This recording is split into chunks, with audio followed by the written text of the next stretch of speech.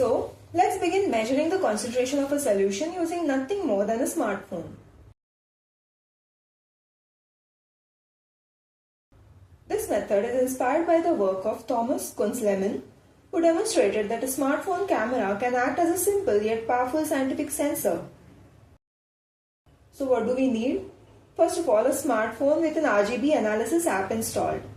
I'm using Carolina Color Picker, but any app that displays average RGB intensity values in real time will work.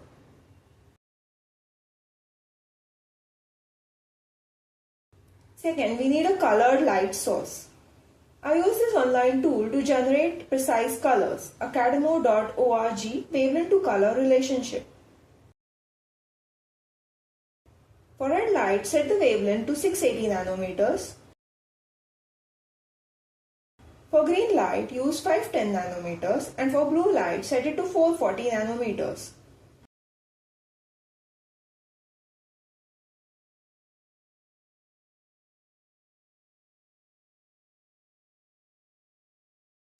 In our previous lessons, we prepared a set of standard solutions, 5 to 25% kokum. We also have a blank which is just water 0% and an unknown kokum solution which is prepared by my niece. Now let's begin the measurements. First we measure the blank. Look at the phone screen. You can see the R, G and B intensity values. We'll note down the green channel intensity. This value is our reference intensity or I0. Next, we measure the standard solutions. I'm using the tablet screen as a source of green light. You can adjust the height of the tube and the camera depending on your setup.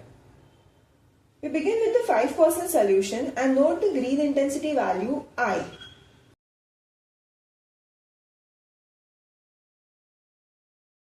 We repeat this process for all the standard solutions.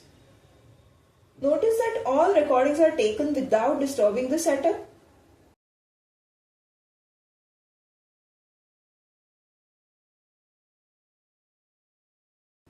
Each solution has a known concentration, and notice how the intensity decreases as the solutions become darker.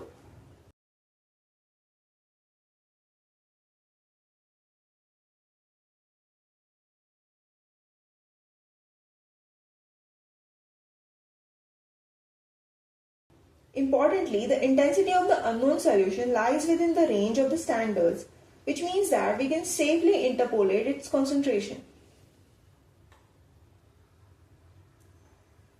Now we apply Lambert's law, which allows us to convert light intensity into absorbance.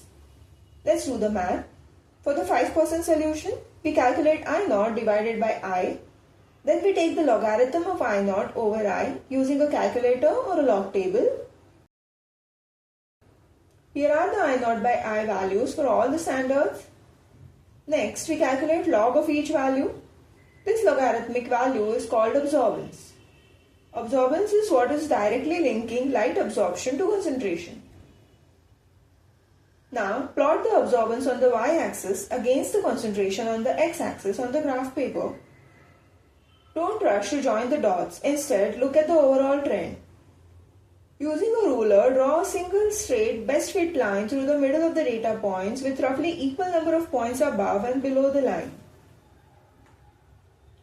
Because absorbance is calculated using the ratio I0 by I and I0 comes from the blank, the calibration line is expected to pass through or to be close to origin.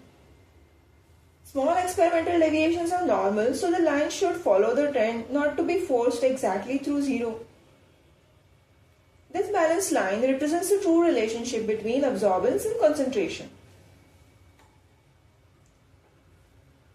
Now let's find the unknown. Locate the absorbance value of the unknown solution, which is 0.22 on the graph. At this point, read the corresponding concentration from the calibration line. Pause the video for a moment. Have you read the concentration? Yes, it's approximately 6.8%. Pretty impressive. We've just used a smartphone camera as a scientific sensor to measure concentration. But wait, Could we have simply measured the red channel intensity directly and plotted that against concentration?